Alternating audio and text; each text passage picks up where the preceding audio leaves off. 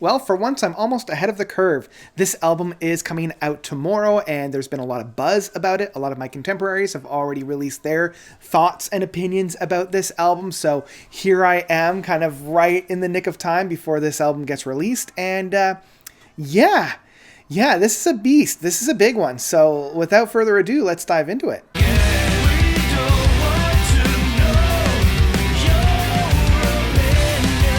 Life in the Wires by Frost. So Frost is one of my favorite progressive rock bands. You know, they kind of really hit the scene and hit the ground running back in 2006 with Milliontown. That album just it solidified everything that I loved about prog, and specifically, this is going to be a mouthful, but symphonic retro prog in the vein of neo prog.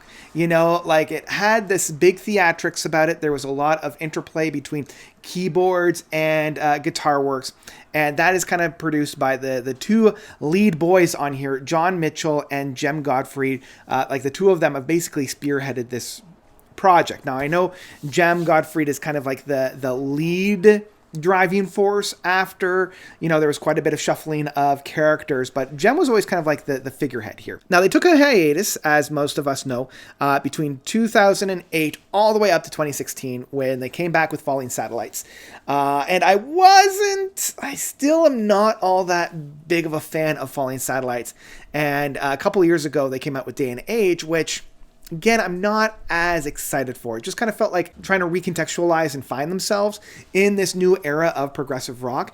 And I just felt like, I don't know, I felt like they were treading water. I felt like they didn't really land or stick the landing. One of the things that I loved about Milliontown and Experiments in Mass Appeal was how catchy those songs were, how immediate their hooks were, how they were masters of the build-ups and the payoffs in Milliontown, or they were masters of creating this soundscape of sounds that I had never heard before in Experiments in Mass Appeal. And I just didn't feel like Falling Satellites or Day and Age captured that same feeling for me. I was left wanting more with those two releases. So when it came to Life in the Wires, the more information I found out about this album before I dived in and listened to it, the more I was a little hesitant and cautiously, I don't know how to even say optimistic, but cautiously intrigued and curious of what this was going to sound like.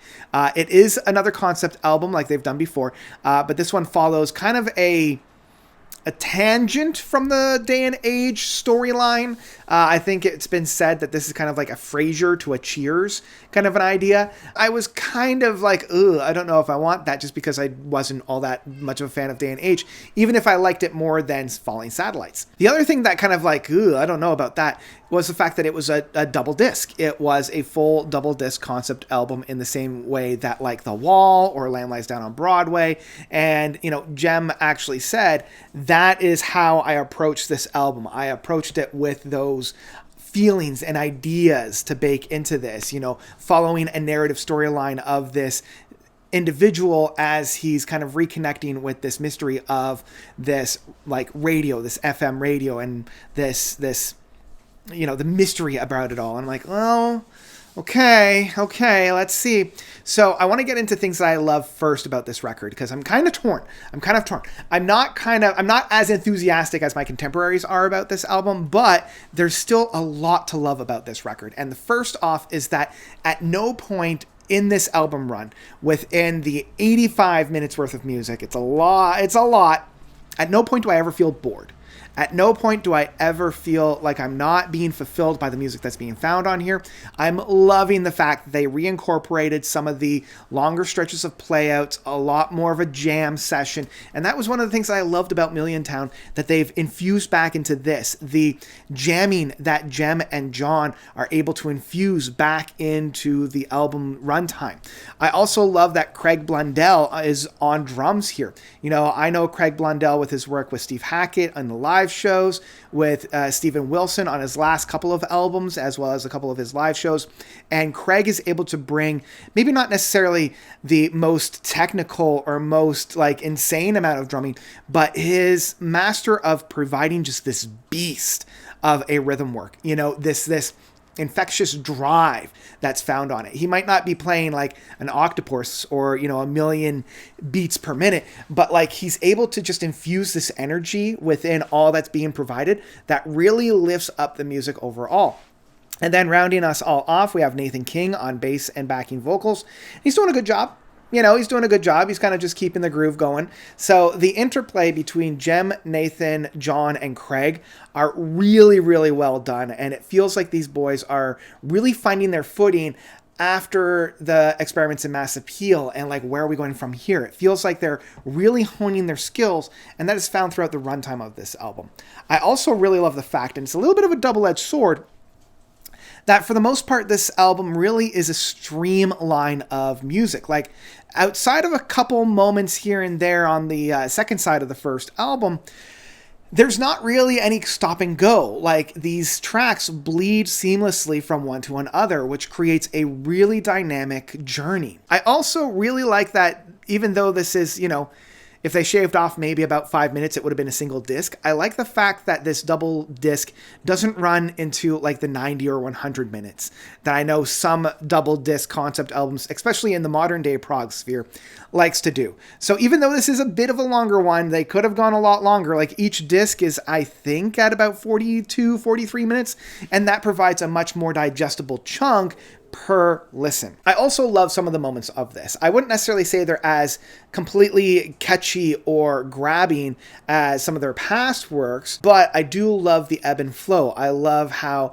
there's quite a good balance of energetic and very bombastic moments blended with some somber and more atmospheric moments as well. It's not just like up here the entire time, and it's not completely down here. And I also like how it's structured so that not all of the softer songs are on one track or one disc over the other. It's quite well balanced in that way, and I think that's what really allows this to be a very enjoyable start to finish listen. I also really like how this album is structured in that you can almost crystal clear vision where each album is in terms of like the side of the record, right? So I found myself kind of struggling to connect with this album upon my first 2 or 3 listens, just because it was so much. And unlike other albums that are in like, this kind of almost like a single track worth of a record, it didn't have as many callbacks. It didn't have as many touchstones. So it was kind of hard for me to keep myself focused in this album. But when I allowed my brain to segment this into 4 sides, it was much more digestible in that way. So, you have the first side, which starts off with sky weaving that goes probably until about Solid State Orchestra. That creates about 20-ish minutes worth of music. Then we go into Evaporator and ends with Absent Friends, which is just a little bit more than 20 minutes. I really like how both of these provide like a really good touchstone, and how each side has a little bit of their own personality. Like, the first side is, in terms of the storyline, this character that's wandering landscape, a little bit lost, into the second side where he finds this radio, going into the third side, which continues that relationship until the radio host finally signs off. And then the fourth side is the aftermath and what happens next. So I really like how this story has kind of 4 phases, and how each phase takes place on a single side of the album. And by having that as a digestible chunk of music provides a much better way of listening to it. And this album opens up beautifully with Sky Weaving being a little bit of an interlude, just kind of like a soundscape that we would get from like the first couple of notes of both Million Town and Experiments in Mass Appeal. But then once we get into Life in the Wilds Part 1, it's that immediate hit, that immediate recognizable keyboard sounds that Jem loves to use. We're immediately brought back to just that really fun symphonic sounds that Frost is able to just kind of put their signature on it. The moment you hear it, you know that you're listening to a Frost record. You're not listening to a Jem project. You're not listening to a John Mitchell project. You're listening to a Frost project. And I love how this continues on with This House of Winter and Solid State of Orchestra. these two tracks really do continue that momentum and continue that play style. I will say, and this is kind of where I'm starting to get into more of the negative side of things, it can feel a little bit same at some points. And I know that was one of the things that took a little bit of time for me to really digest with Frost, is that they are so good at that narrow margin of their music that they don't really wiggle too far away from it. When you're so good at that one lane, I can't really fault you for it. But yeah, it was just, I was waiting for it to do something new, and I never really got that new dynamics. That's only a nitpick. I'm not really saying too bad about it. It's just a little bit of a nitpick. And I will say that once we get into this radio host being a kind of an intermediate between tracks, that's where it starts to feel a little bit more choppy. Like the momentum that we got from that first side was really strong. It brought out a lot of really great moments within the music. And when we get this DJ in here, it feels like it breaks up the flow a little bit, which continues on to disc 2 with School and Propaganda. And both of these tracks are great. I don't know. I was wondering where we're going to go, where we're going to go with this host character. But man, this album ends with one heck of a bang with Moral and Consequence and Life in the Wires Part 2. Both of these tracks together give us like 23 minutes worth of music. And it's just I gotta hold on for dear life, because once these tracks start, you got to hang on. And that is just, again, a master of Jem's interplay within his keyboard work. And he's more than just like a mile a minute keyboard player. He really has form and function when he is dropping these licks. And I love how energetic it is. And I love how big it is. We're finding our way back to Million Town in that case. But again, I do wonder if there was a little bit more of a callback, because this is part 2 of Life in the Wires. And I was wishing that there was like that really stand out note sequence. I was really hoping for that really catchy chorus that they would call back to. And they never really did, which made this, upon first handful of listens, a little bit more on the frustrating side, especially because we're into the 85 minutes worth of music on this one. But in the end, my only real criticisms of this album are much more of a nitpick. I love the fact that this album is a short double disc, and, it's a little bit of an oxymoron in that case. I do wish that there was a little bit more of a touchstones in that, and I do wish that these 4 sides were a little bit more well-rounded and clear of like where the stop is and where the end is, because really, Absent Friends, which is the ending track off of disc 1, flows entirely into School, which is the beginning track of disc 2. And I almost wanted like a very clear, like blackout curtain bringing back onto the stage, just to provide a little bit more of a touchstones of where we are in the runtime. But honestly, if it's only like a little bit of a structural thing on this album that I have to give a nitpick to, you're working with something great. In the end, I will say Life in the Wires by Frost is one that I would absolutely pick up in physical format. Yeah, I keep saying that this one deserves to be on your shelves in a physical format. Like, this needs to be listened to on a record, so you do have those very clear start and end points on each side.